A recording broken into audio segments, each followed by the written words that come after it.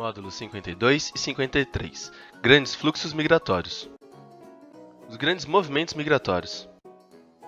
Antes mesmo da formação dos Estados Nacionais, ocorreram grandes fluxos migratórios, por razões políticas, étnicas ou religiosas. Eles datam desde a Antiguidade, como por exemplo, a diáspora judaica, no século I d.C., por conta do domínio romano sobre a Palestina. Já na Idade Moderna, o que influenciou as migrações foi a expansão marítimo-comercial europeia e a consequente conquista de novas terras no mundo. Nesse momento, ocorreram migrações espontâneas, como a vinda de europeus para a América, e também migrações forçadas, como o tráfico de escravos da África. Entre os séculos XVIII e o início do século XX, ocorreu um novo fluxo migratório, em direção ao novo e novíssimo mundo. Um exemplo, claro, é a vinda de imigrantes italianos para o Brasil. Outro país que merece destaque na imigração é o Japão, que nesse período se configura como um país de imigração para, após a Segunda Guerra Mundial, se tornar um país de imigração. Já no século XX, alguns dos grandes fluxos migratórios passaram a ser estimulados por componentes opressivos ou de perseguição, como, por exemplo, a fuga de pessoas da Europa durante o período das Grandes Guerras, da Primeira, em 1914 e 1918, e da Segunda, entre 1939 e 1945. Outro exemplo é o deslocamento de muçulmanos da Índia para o Paquistão, após a independência da colônia das Índias Britânicas. Por fim, também o movimento de palestinos, expulsos de sua terra com a criação do Estado de Israel, em 1948. Disparidades econômicas e as migrações no fim do século XX. No final do século passado, as disparidades econômicas passaram a representar um dos principais motivos de migrações. Dessa forma, algumas das áreas mais ricas do mundo começaram a atrair migrantes, vindos principalmente dos países pobres. Atualmente, as áreas de maior atração são os Estados Unidos, que atraem grupos latinos com predomínio dos mexicanos, a Europa mediterrânea e ocidental, com destaque para os norte-africanos e os migrantes dos países do leste europeu. Existem ainda os refugiados, que fogem de conflitos no Oriente Médio. Além das duas, algumas regiões do Oriente Médio passaram a atrair trabalhadores com o avanço da construção civil, vindos principalmente do subcontinente indiano e do sudeste asiático, tanto que a região é aquela com maior percentual de imigrantes na sua população atualmente. As remessas financeiras.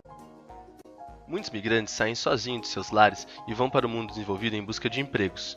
Posteriormente, acabam enviando parte de seus rendimentos ao seu país de origem. Essas são as chamadas remessas financeiras. Países da América Latina como México, Guatemala, Honduras e El Salvador dependem fortemente das remessas financeiras, que representam uma importante parcela do PIB. As fronteiras vigiadas.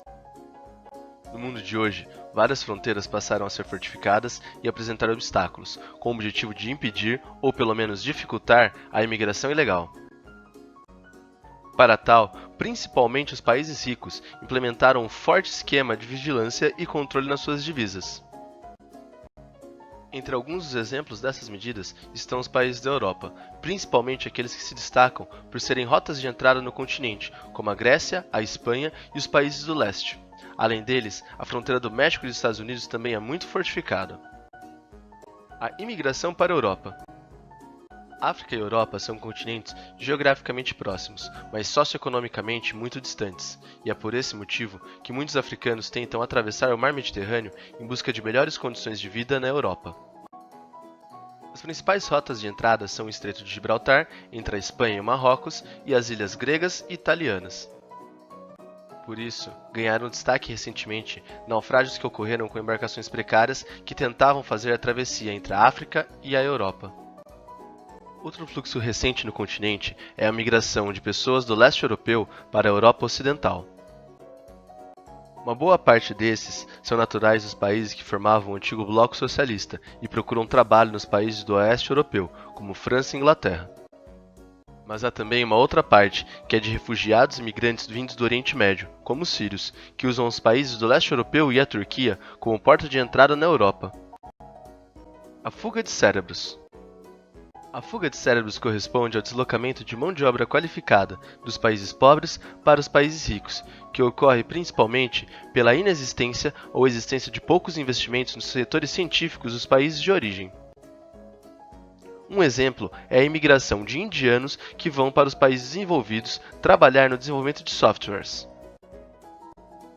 Ela também pode ocorrer no sentido inverso, como uma migração norte-sul, de trabalhadores qualificados dos países ricos em direção aos países em desenvolvimento. Esses trabalhadores são os responsáveis pela gerência ou gestão de empresas multinacionais dos países desenvolvidos nos lugares para onde vão.